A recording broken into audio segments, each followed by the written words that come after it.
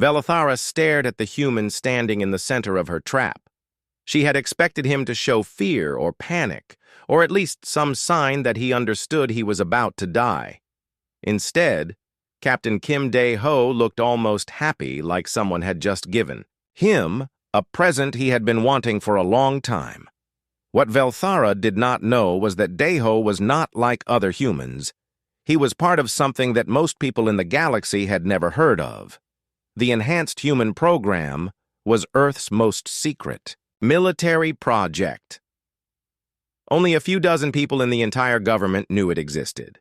2 years ago, Dae-ho had been a normal human soldier. He was good at his job, but he was still just flesh and blood like everyone else. Then Earth Defense Corps selected him for something special, something that would change him into something more than human. The process took 6 months of surgery and recovery. His bones were replaced with metal compounds that were stronger than steel, but still light enough for him to move normally. His muscles were rebuilt with synthetic fibers that could contract with 3 times the force of normal human muscle. His nervous system was enhanced with tiny computer chips that made his reflexes faster than any natural creature. But the physical changes were just the beginning. The real enhancement was in his mind. For 18 months after the surgery, Dae-ho trained in ways that would have killed a normal person. He learned to fight in zero-gravity underwater in burning buildings and in complete darkness. He studied every known alien species and memorized their weaknesses. He practiced with every weapon ever made and learned to kill with his bare hands. Most importantly, he learned to think like a predator humans had ruled Earth, not because they were the biggest or strongest creatures on the planet. They ruled because they were smart, adaptable, and completely ruthless when they needed to be. They could outthink a lion, outlast a wolf, and outfight anything that threatened their families. The Enhanced Human Program took those natural abilities and made them perfect. As Velithara's warriors began to close in around him, Dae-ho's enhanced mind started working faster than any normal person could think. Time seemed to slow down around him. He could see the way each warrior held his weapon. He could read their body language and predict how they would attack. He could calculate angles and distances and timing with computer precision in the space of 3 seconds. His brain had analyzed 17 different ways to kill all 10 warriors. The first warrior on his left was holding his energy rifle too high. Dae-ho could see that the alien's finger was already on the trigger, which meant he was nervous. The warrior's armor had a weak spot where the chest plate connected to the shoulder guard. One precise shot there would penetrate to the heart. The second warrior was standing too close to a cargo container. If Dae-ho could make him fall backward, the sharp corner of the container would break his neck. The third warrior's weapon was not fully charged yet. The energy indicator was still yellow instead of red, which meant Dae-ho had maybe 2 seconds before it was ready to fire. You know what? Your problem is, Dae-ho said to Velithara. His voice was still calm and relaxed, like he was having a normal conversation. You think humans are weak because we are small. The first warrior fired his weapon. A bolt of red energy screamed across the hangar, aimed directly at Dae-ho's chest. It should have burned a hole through him and killed him instantly. Instead, Dae-ho moved. His enhanced reflexes made him faster than the alien eye could follow. The energy bolt passed through empty air where he had been standing a moment before. In the same smooth motion, Dae-ho drew his plasma pistol and fired 3 shots. The first shot hit the warrior in the forehead. The second shot hit him in the chest. The third shot hit him in the throat. The massive creature crashed to the metal floor dead before his body stopped moving. But you think wrong about us? Dae-ho continued like nothing had happened. We did not conquer our planet by being the biggest creatures on it. The other 9 warriors started firing there, weapons all at once. The hangar filled with deadly energy beams that could melt through solid rock. But Dae-ho was already moving. He rolled behind a cargo container as red bolts burned the air where he had been standing. We conquered it, Dae-ho's Voice echoed from behind the metal container by being the smartest, most adaptable, and most ruthless predators the universe has ever made. Velthara watched in growing shock as her elite warriors began to panic. These were creatures who had fought. In hundreds of battles, they had killed entire armies without breaking a sweat, but now they were shooting at shadows and hitting nothing but empty air. The human had vanished like smoke. "Where is he?"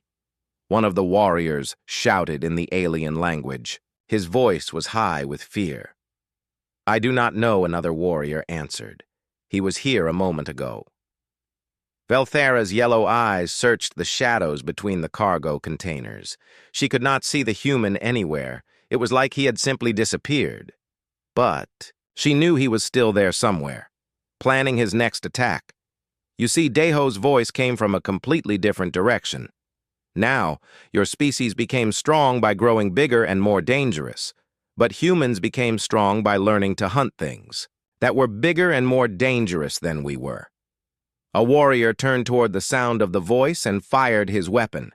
The energy beam hit nothing but metal wall. "We spent millions of years hunting creatures that could kill us with one blow." Deho continued, and his voice seemed to come from everywhere at once. "We learned to be patient, to be quiet to strike when our enemies least expected it." The second warrior died so quickly that the others barely saw what happened. A shadow moved behind him, and suddenly his throat was cut open. He fell to his knees, making gurgling sounds as his life poured out onto the floor. "Your warriors are strong," Deho said, but now his voice was coming from above them, somewhere in the metal rafters of the hangar ceiling. "They are fast. They have good weapons and good armor." The third warrior spun around, trying to find where the voice was coming from.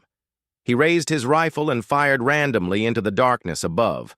The energy beam hit nothing but empty metal beams, but they make noise when they move.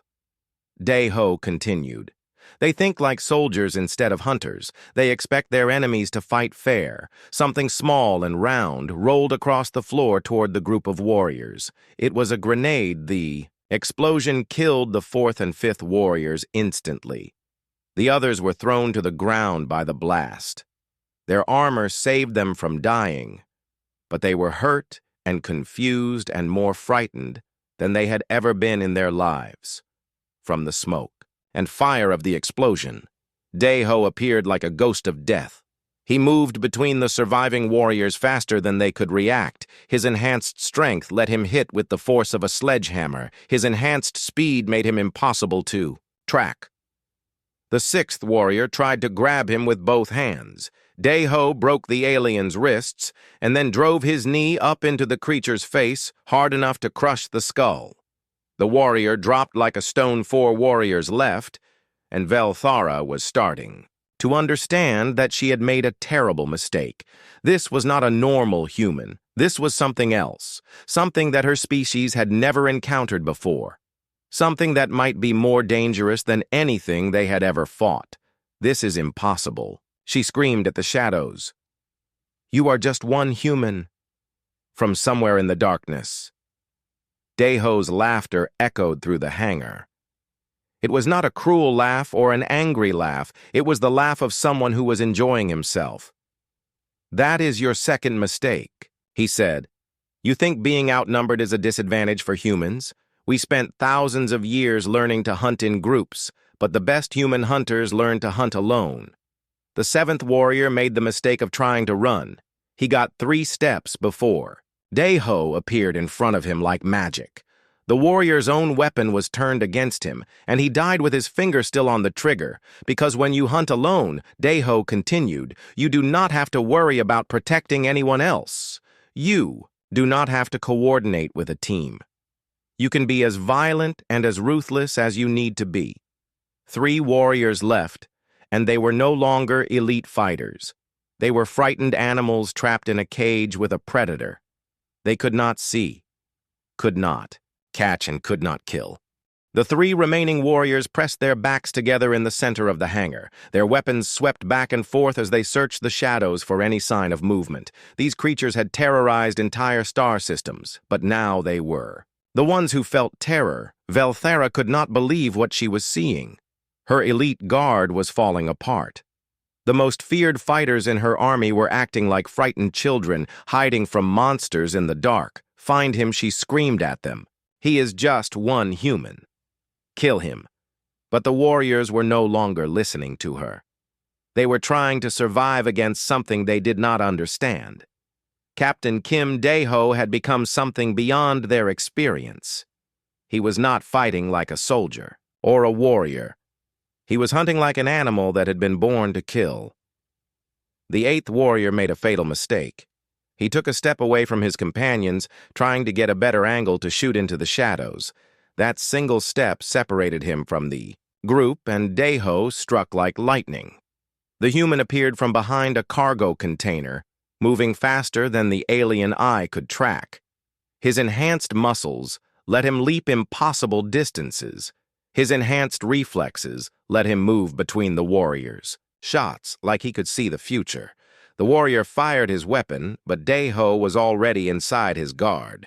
The plasma bolt went wide and hit the hangar wall. The warrior tried to swing his rifle like a club, but Dae-ho caught the weapon and broke it in half with his bare hands. Then his fist connected with the warrior's chest. The sound was like a hammer hitting an anvil. The warrior's armor cracked and his ribs shattered. He fell to the ground, gasping for air that would never come. His enhanced heart had been crushed by a punch that hit with the force of a small explosion. 2 warriors left. The survivors were shaking now. These creatures who had never known fear were learning what it felt like to be prey. They stood with their backs pressed, together their weapons pointing in all directions, but they could not find their enemy. He could be anywhere. In the shadows behind the cargo containers, up in the metal rafters of the ceiling, inside the old machinery that filled the hangar. He could be watching them right now, planning how to kill them, and they would never know until it was too late. "You cannot hide forever," one of the warriors shouted into the darkness. "Come out and fight us like a real warrior." Dae-ho's laughter echoed from multiple directions at once, making it impossible to tell where he really was. "That is your problem," he said. "You still think this is a fight between warriors, but it is not." The hangar lights suddenly went out. The emergency power system shut down, leaving everything in complete darkness. The only light came from the glow of the warriors' weapons, casting weird shadows that danced and moved like living things. In the darkness, Dae-ho had every advantage. His enhanced eyes could see. Heat signatures, his enhanced. Hearing could track the aliens by their breathing and heartbeat.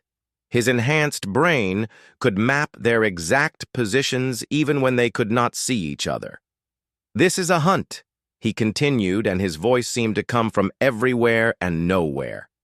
"The hunters are not the ones with the biggest weapons or the strongest armor. The hunters are the ones who understand their prey better than the prey understand themselves." The 9th warrior panicked. He fired his weapon wildly into the darkness. The energy beams lit up the hangar for brief moments, showing glimpses of cargo containers and machinery, but no sign of the human. The warrior kept firing until his weapon overheated and shut down. In that moment when the warrior was helpless, Dae-ho struck. The alien never saw him coming. One moment he was standing next to his companion trying to reload his weapon. The next moment there was a hand around his throat lifting him off the ground. Dae-ho's enhanced strength made the massive warrior seem as light as a child. The warrior clawed at the human's arm, trying to break free, but it was like trying to bend steel bars. Dae-ho's grip tightened, and the warrior's neck bones made a wet cracking sound. He dropped the body and vanished back into the darkness. One warrior left. The last survivor was the biggest and strongest of all Velthara's elite guards. His name was Korth, and he had killed more enemies than any other warrior in the army. He stood alone in the center of the hangar, turning in slow circles, his weapon ready. But Korth was no longer thinking like a warrior. He was thinking like prey. His training told him to attack, but his instincts told him to run. His hands shook as he held his weapon. His breathing was fast and shallow. Fear. Sweat dripped down his face. "I know you are there, human," he called out. His voice cracked with fear. "Show yourself." The emergency lights flickered back on, casting strange shadows across the hangar floor. 9 bodies lay scattered around the metal space. Each one had been killed in a different way. Each death had been quick and precise and completely final. Dae-ho stepped out of the shadows. His uniform was torn and dirty. His hands were stained with alien blood, but his eyes were calm and focused, like he had just finished a routine training exercise. "You want to see me?" he said. "Here I am." Korth raised his weapon, but his hands were shaking so badly he could barely aim. The sight of the human walking toward him without fear or hurry broke something. Inside his mind, this small creature had killed 9 of the most dangerous warriors in the galaxy, and he did not even look tired. How Korth whispered, "How did you do this?" Dae-ho stopped just out of reach of the warrior's weapon. He tilted his head and studied Korth like he was looking at an interesting insect. "Your species thinks strength comes from size," he said, "but human strength comes from something else. It comes from never giving up, no matter how impossible things look. It comes from being willing to do whatever it takes to protect the people we love." Korth tried to fire his weapon, but fear had frozen his trigger finger. His arm trembled as he struggled to make his body obey his mind. And it comes from understanding that sometimes the only way to stop a monster, Dae-ho continued, is to become a bigger monster. Korth finally managed to pull the trigger, but it was too late. Dae-ho was already moving. The energy beam passed through empty air as the human rolled to the side came up, behind the warrior, and struck with surgical precision. The last of Velthara's elite guard fell to the metal floor. His weapon clattered away across the hangar.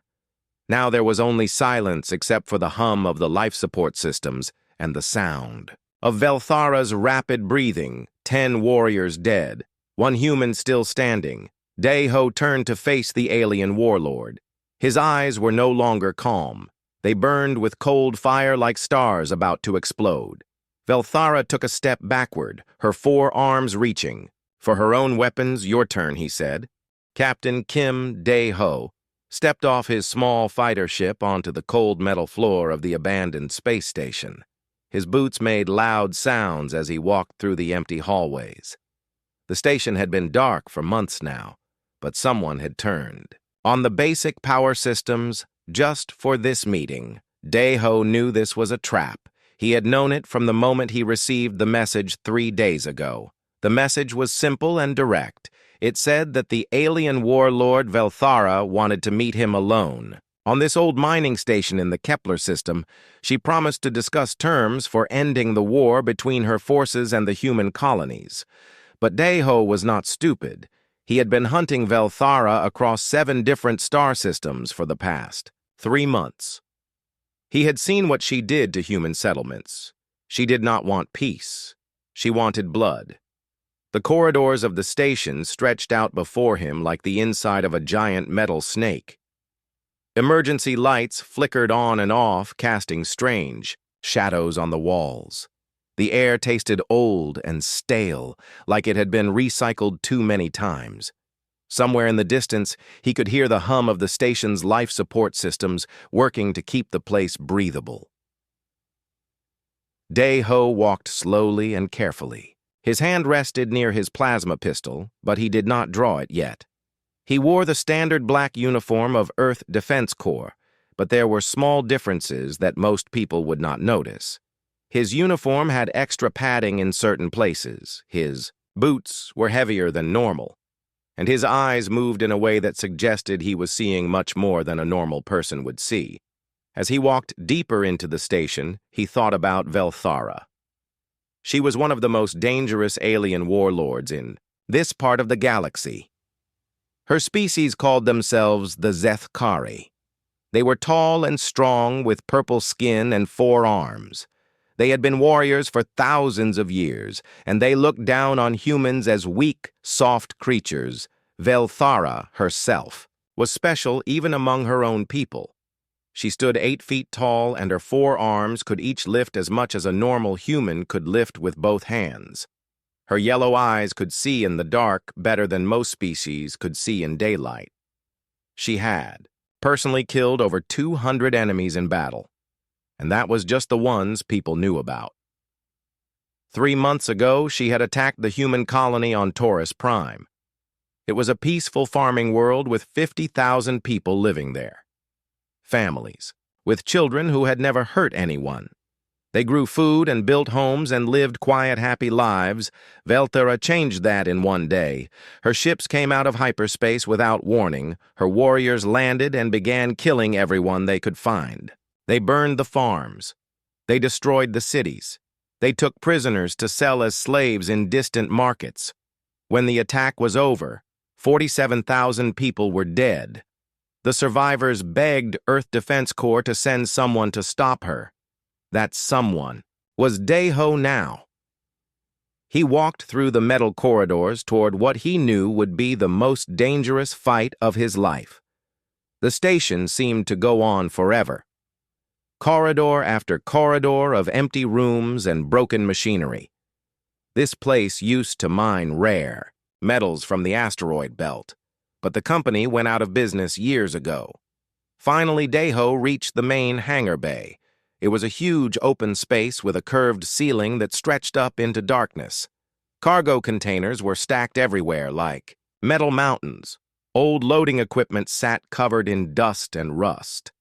The air in here felt even more stale than in the corridors, and there she was. Velthara stood in the center of the hangar like a purple statue of death. She was even taller than the reports had said. Her 4 arms hung at her sides, each one ending in clawed hands that could tear through steel. Her yellow eyes glowed in the dim light like twin suns. She wore armor made from the bones of creatures she had killed, and her weapons were strapped across her back like the tools of a butcher. When she saw Deho enter the hangar, she smiled. It was not a nice smile. It was the smile of a predator who had just seen her next meal walk into her den human, she said, and her voice was like gravel being crushed under heavy boots. You have been quite troublesome. Deho stopped walking when he reached the center of the hangar. He was now about 30 feet away from Velthara.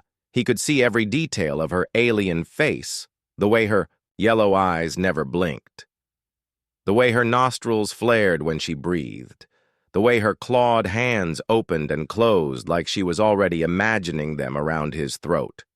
"Just doing my job?" he said.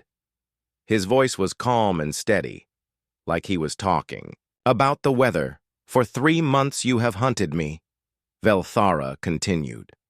Her voice got louder with each word. "You destroyed 2 of my ships. You killed 50 of my warriors. You cost me millions in lost profits." Deho shrugged his shoulders. "Those colonies you hit had children in them." "Children?" Velthara laughed, and the sound echoed off the metal walls like breaking glass. "Weak human children. Your whole species is weak. That is why we will wipe you out completely." The hangar fell silent, except for the distant hum of the life support systems. Deho stood perfectly still with his hands loose at his sides.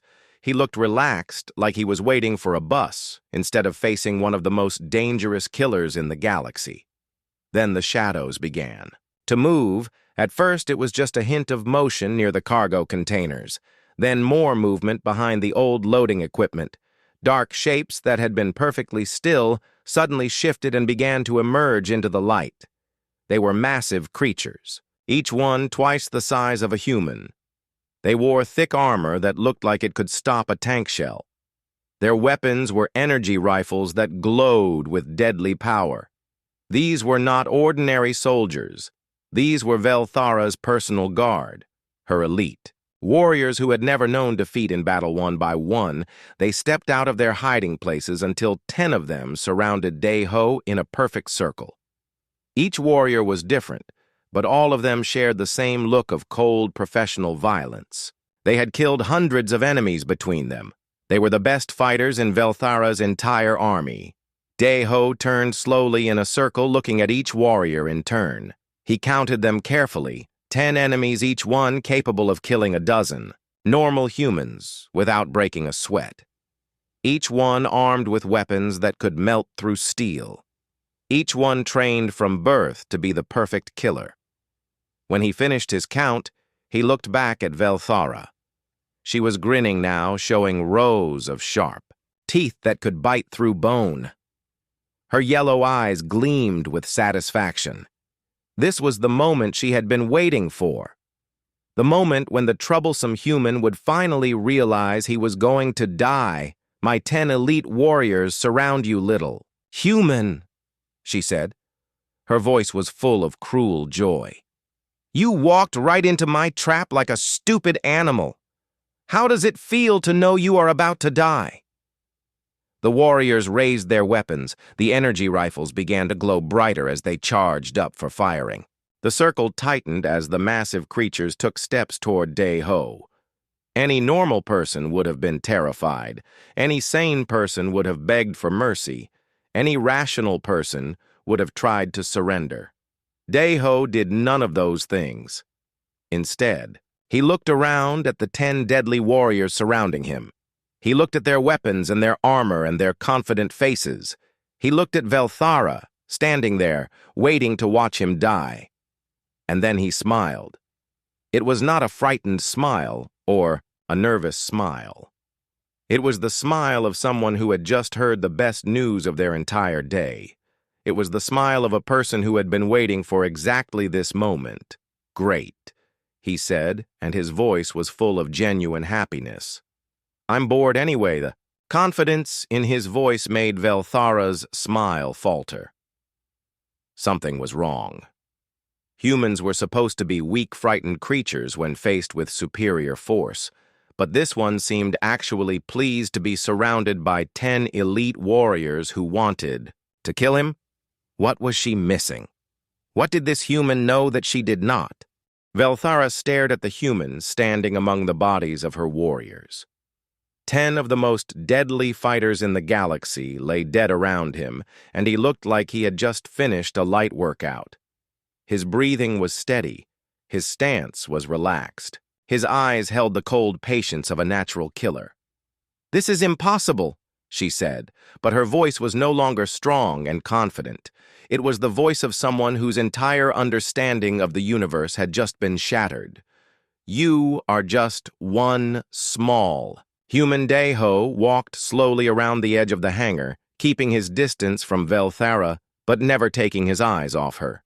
He moved like a big cat circling wounded prey, patient and deadly and completely in control. That is what everyone thinks, he said, small and weak and harmless. But your people never studied human history, did they? Velthara drew her personal weapons, a plasma cannon that could blow a hole through a starship hull, and a vibro sword that could cut through solid rock. Both weapons were made specifically for her hands, and both had killed hundreds of enemies. We studied you enough, she snarled. We know you come from a weak planet with no natural weapons, no armor, no claws or fangs. You should have died out millions of years ago. Ho laughed, and the sound made Velthara's skin crawl. It was not the laugh of someone who was happy. It was the laugh of someone who knew a terrible secret. You are right, he said. We had no claws or fangs. We were not the biggest or strongest creatures on our planet. Do you know what we did? Velthara raised her plasma cannon and aimed it at him, but something in his voice made her hesitate. This human was not afraid of her weapons. He was not afraid of her size or strength. He was not afraid of anything. We had brains, he continued. We had the ability to work together. We had thumbs that could make tools. And most importantly, we had the willingness to do whatever it took to survive. He stopped walking and faced her directly. Now, she could see his eyes clearly. They were not the eyes of a normal human being. They were the eyes of something that had evolved beyond normal limits. Something that had been designed to kill Your people think war is about honor and glory and proving who is strongest. But humans learned a long time ago that war is not about being strong. War is about winning. And humans always find a way to win. Velthera fired her plasma cannon. The energy beam could have vaporized a small building. It screamed. Across the hangar with enough power to kill a dozen enemies. Daeho was not there when it arrived. He had moved before she pulled the trigger. His enhanced reflexes made him faster than her eye could track. The plasma beam hit the wall behind him and melted a hole 3 feet wide through solid metal. "You want to know how humans conquered Earth," he said, and his voice came from a different part of the hangar. "Now we did it by hunting creatures that were bigger, faster, and more dangerous than we." Where Velthera spun toward the sound but saw only shadows. She fired again and again, filling the air with deadly energy but hitting nothing. The humans seemed to vanish and reappear like smoke. "We hunted mammoths that weighed 10 times what we weighed," Daeho continued. "We hunted saber-toothed tigers that could kill us with one swipe of their claws.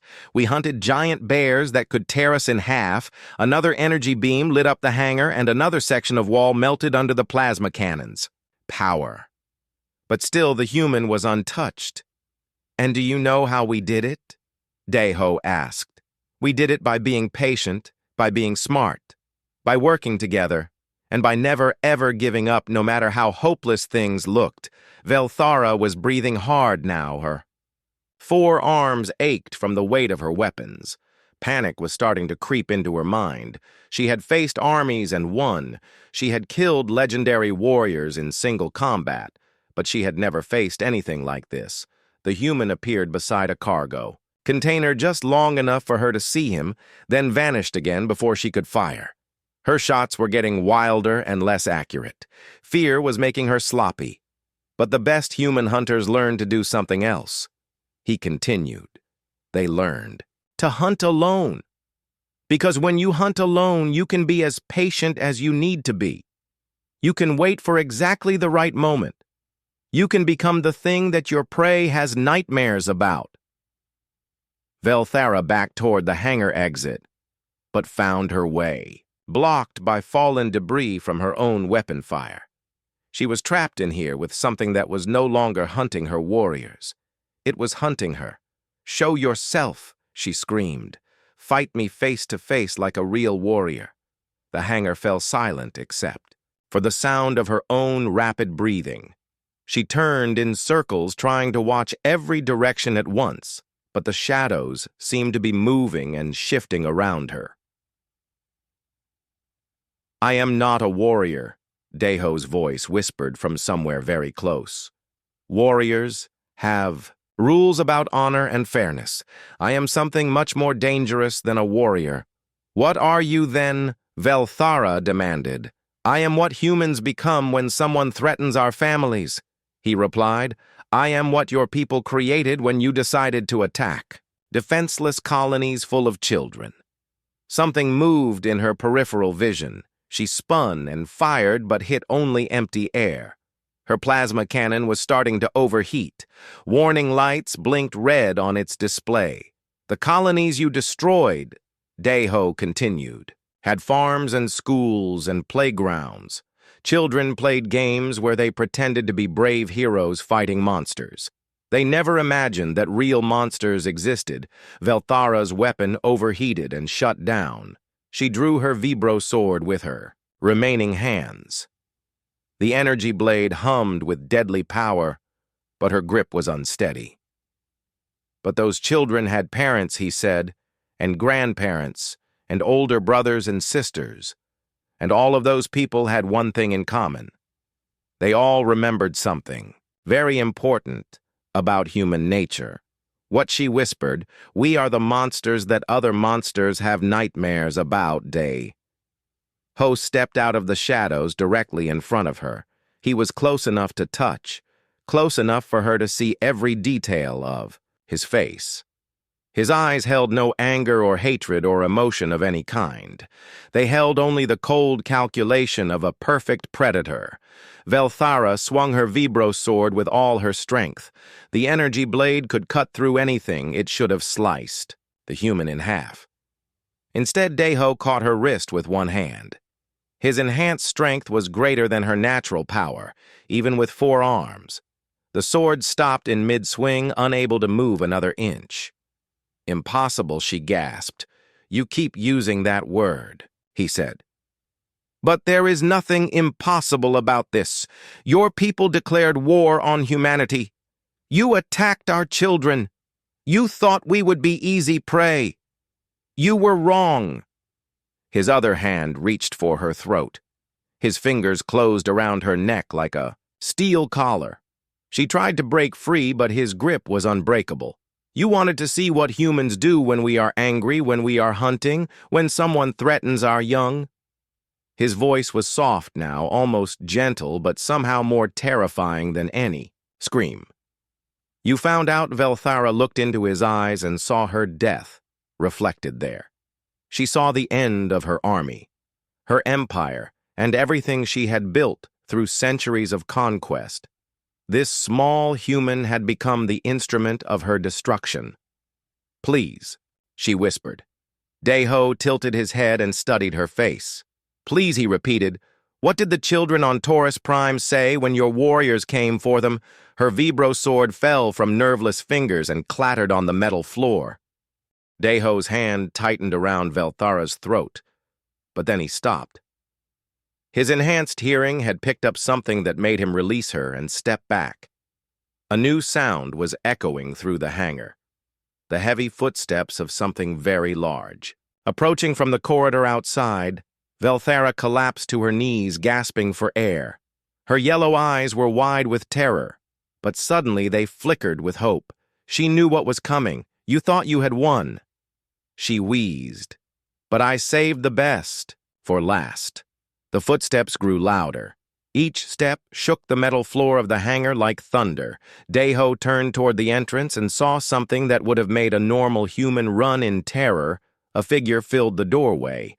It stood 12 feet, tall, and was covered in armor made from the bones of 1,000 different creatures. Its 4 arms were each as thick as tree trunks and ended in claws that could tear through steel. Its head was massive with tusks that jutted out like spears. This was Gorth, the Destroyer. Velthara's personal champion and the most feared warrior in her entire army, Gorth had never lost a battle in his entire life. He had killed over 500 enemies in single combat. His armor was made from the skulls and bones of legendary warriors he had defeated. His weapon was a massive war hammer that could crush a tank with one blow. The giant warrior stepped into the hangar and the emergency lights dimmed as if they were afraid of him. His red eyes swept the scene, taking in the bodies of the 10 elite guards scattered across the floor. Then his gaze fixed on Deho. "So, you are the human who killed my brothers," he said. His voice was like rocks grinding together in an earthquake. Deho looked up at the massive creature and felt something he had not felt in a long time. Excitement. This was not going to be like fighting the other warriors. This was going to be a real challenge. "Your brothers died quickly," he said. "I can promise you the same." Gorth threw back his head and roared. The sound was so loud that pieces of metal fell from the ceiling. The war cry of his people echoed through the hangar like the voice of some ancient god of war.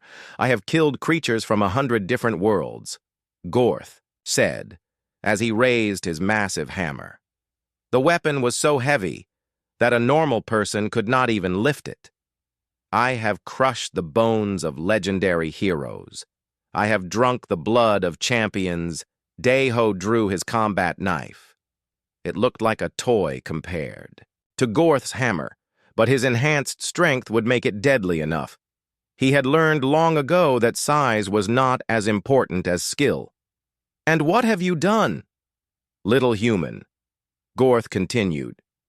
"You have killed some guards in the dark. like a coward. But now you face a true warrior in honest combat. The two fighters began to circle each other. Gorth moved with surprising grace for something so large. His massive feet made the floor shake with each step. His red eyes never left. Dae-ho moved like liquid. His enhanced muscles coiled and uncoiled with perfect balance. His breathing was steady and controlled. He was not looking at Gorth's weapons or armor. He was looking for weaknesses. "You know what your problem is," he said to the giant. "Your people. Think strength comes from size, but human strength comes from adaptation." Gorth swung his hammer in a massive overhead strike that could have flattened a car. The weapon whistled through the air with enough force to shatter. Concrete Dae-ho was not there when it hit. He had rolled to the side at the last possible moment. The hammer hit the metal floor and left a crater 3 feet deep. Sparks flew as the impact sent shockwaves through the hangar before Gorth could lift his weapon again. Dae-ho was moving. He leaped onto the giant's back, his enhanced leg muscles giving him the power to jump impossible distances. His knife found a gap in the bone armor and sliced through the tough alien skin. Gorth roared in pain and anger. He reached back, with one massive hand trying to grab the human, but Dae-ho was already gone. He had dropped back to the floor and rolled away before the giant could catch him. "First blood to me," Dae-ho said. Gorth spun around faster than something his size should have been able to move. His hammer swept horizontally at chest height, trying to crush the human against the wall. Dae-ho ducked under the blow and came up inside Gorth's guard. His knife flashed out and opened a cut across the giant's ribs. Black blood began to flow down the bone armor. The giant warrior was getting angry now.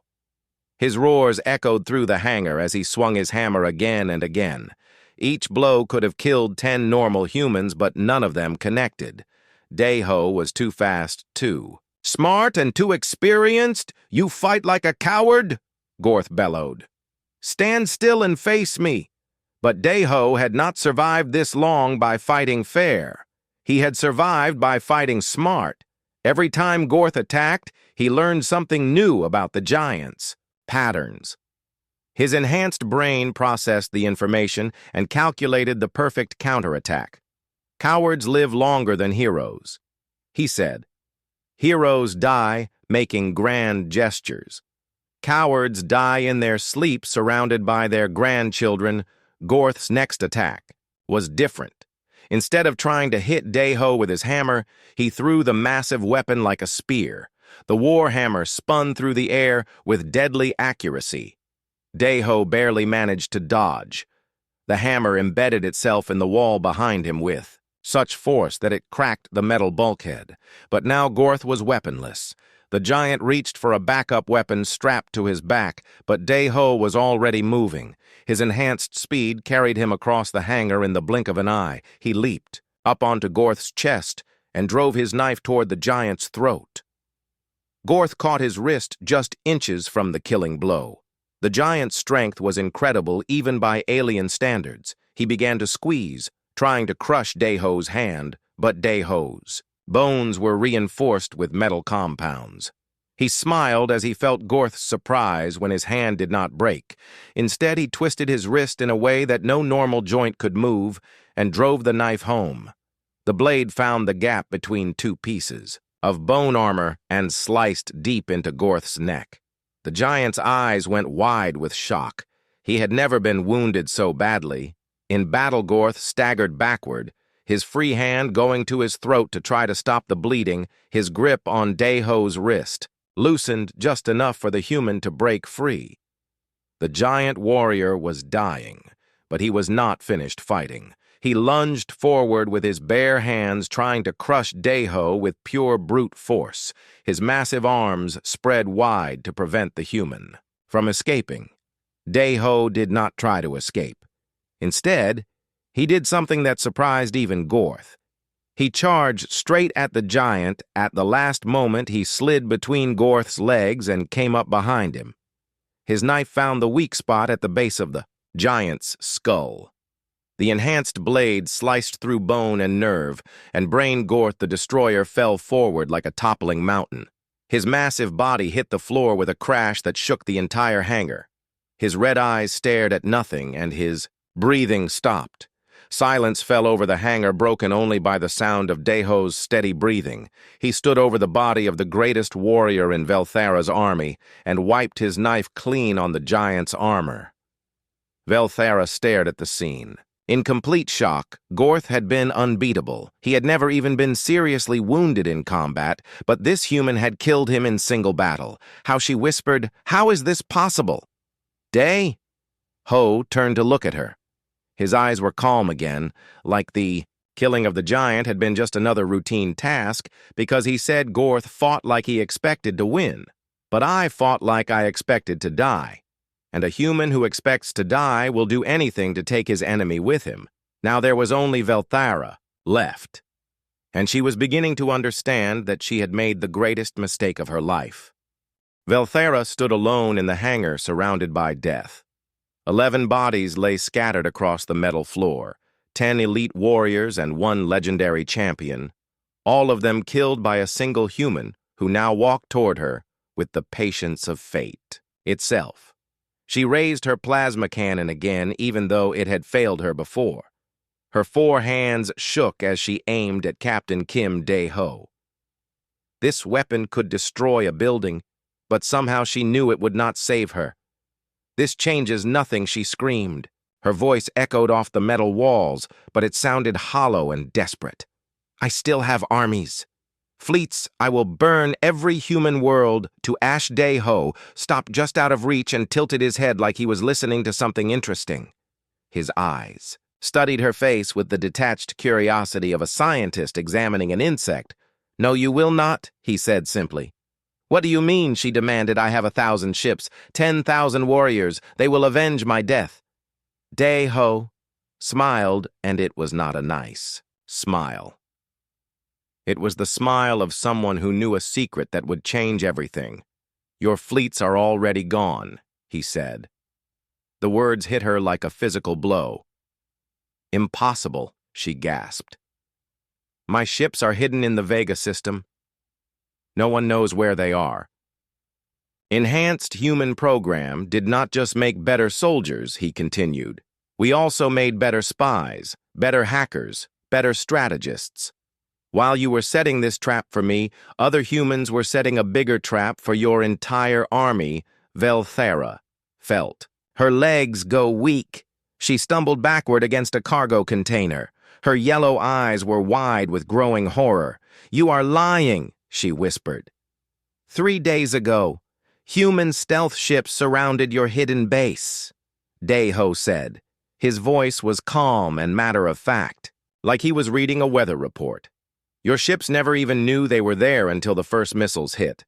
She tried to fire her weapon, but her hands were shaking too badly to aim. The plasma cannon discharged harmlessly into the ceiling, melting a hole in the metal overhead. Your admirals tried to surrender when they realized they were outnumbered 10-1. But humans do not accept surrender from people who murder children." No, Velthara moaned. She slid down the side of the cargo container until she was sitting on the floor. "My empire, my army's gone." Dae-ho said, "All of it. Your ships are space debris. Your warriors are dead. Your empire is history, and your species will remember this day as the moment they learned not to attack human colonies." He walked closer until he was standing directly over her. His shadow fell across her face like the shadow of death itself. "You know what the funny thing is," he said. "I am not even one of our best fighters. I am just the one they sent because I was available." The truth hit her harder than any physical blow could have. If this human was just an average soldier, what were their actual champions like? What kind of monsters had she declared war against? "The colonies you destroyed," Dae-ho continued, "were farming worlds, peaceful settlements, families with children who had never hurt anyone in their lives." His voice grew colder with each word. She could feel the controlled rage beneath his calm exterior. This was not just a soldier carrying out orders. This was someone who took the deaths of those colonists personally. Those children had names, he said. They had favorite toys and pets and dreams about what they wanted to be when they grew up. Your warriors killed them for sport. Please, Velthara, whispered. I did not know. You did not care, he corrected. There is a difference. He reached down and grabbed her by the throat, lifting her up until her feet left the ground. His enhanced strength made her feel as helpless as a child. 47,000. People died because you thought humans were weak, because you thought we would not fight back, because you thought there would be no consequences. Velthara clawed at his hand, but it was like trying to bend steel bars. Her vision was starting to blur, as his grip tightened around her throat. But you were wrong about us, he continued. We are not weak. We are the most dangerous predators the galaxy has ever seen. And when someone threatens our families, we do not just fight back. We make sure it never happens again. She tried to speak, but no words came out. Her yellow eyes bulged as she struggled for air that would not come. You wanted to see what humans do when we are angry, when we are hunting, when someone hurts our children. His grip tightened. Another notch. Congratulations, you found.